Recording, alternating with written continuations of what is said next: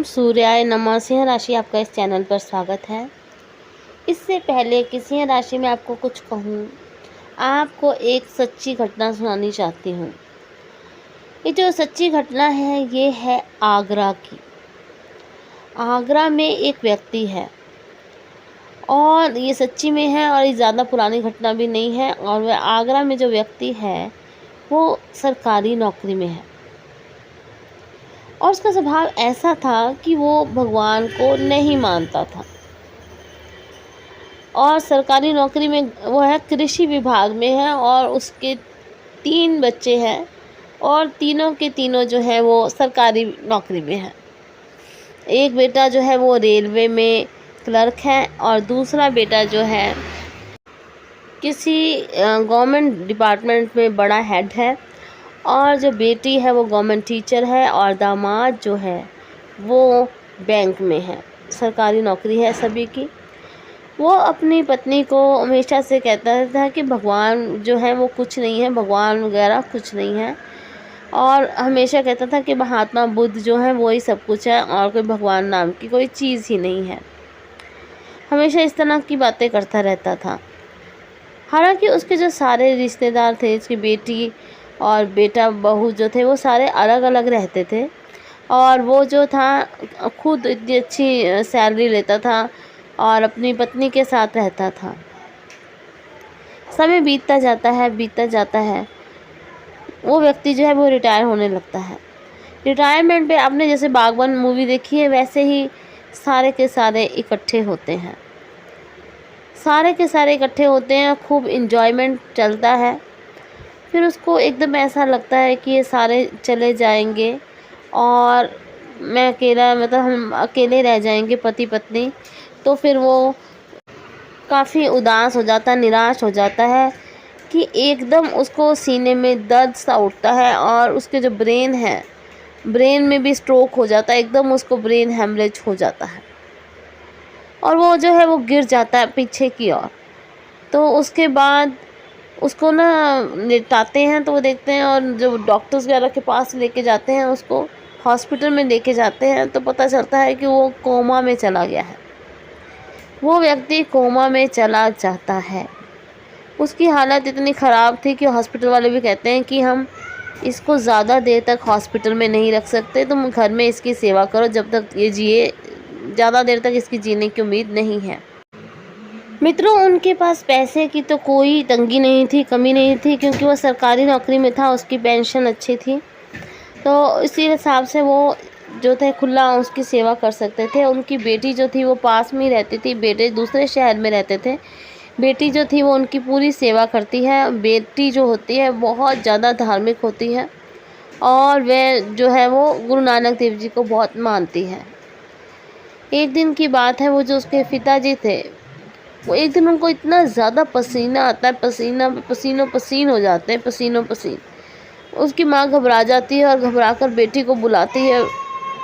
बेटी जो होती है वो काम पर होती है और फिर उसके बाद वो दौड़ी दौड़ी आती है और वो देखकर हैरान हो जाते हैं कि उसके जो फादर हैं वो उठकर बैठे हुए हैं और चमत्कार हो जाता है एकदम कि एकदम सही सलामत वो बैठे हुए हैं।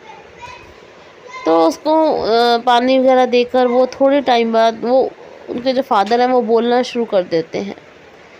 वो कहते हैं कि ना भगवान को प्रणाम करने लग जाते हैं, गुरु नानक देव जी को और भगवान को।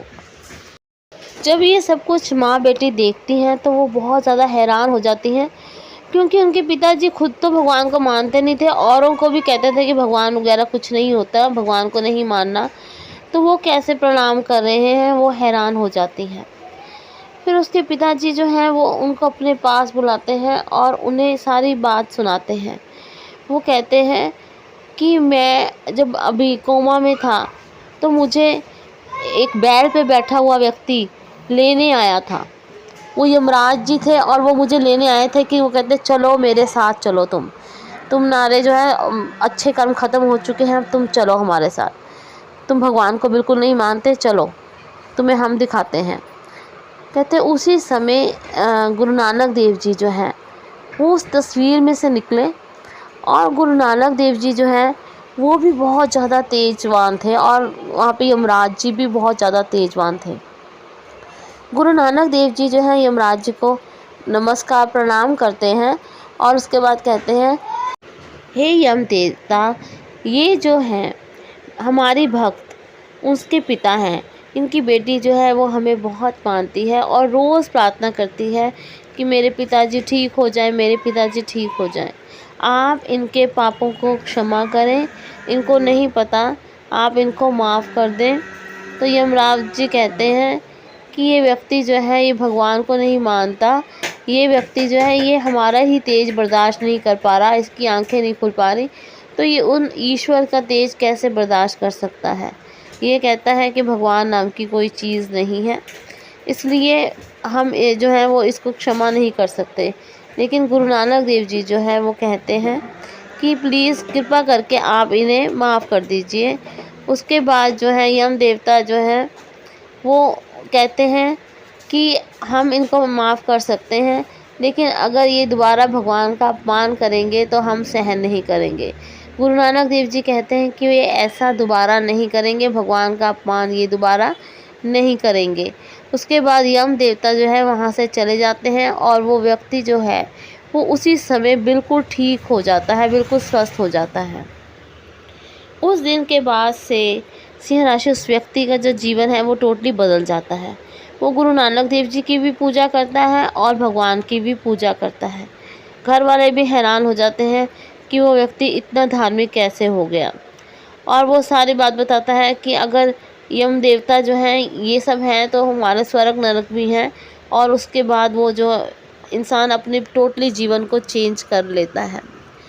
सिंह राशि इस कहानी को सुनाने का मकसद यही है कि आप अपने अंदर अहंकार कभी मत आने दें। सिंह राशि जो है वो काफ़ी हद तक गवर्नमेंट से फ़ायदा लेती है। अगर ये इनका सूर्य अच्छा होता है तो मैंने बहुत सारे सिंह राशि के लोग देखे हैं जिनको कि सरकार से फ़ायदा मिलता है, लेकिन कोई भी फ़ायदा हमारे दिमाग तक नहीं पहुंचना चाहिए, हमारे अंदर अहंकार नहीं पैदा करना चाहिए।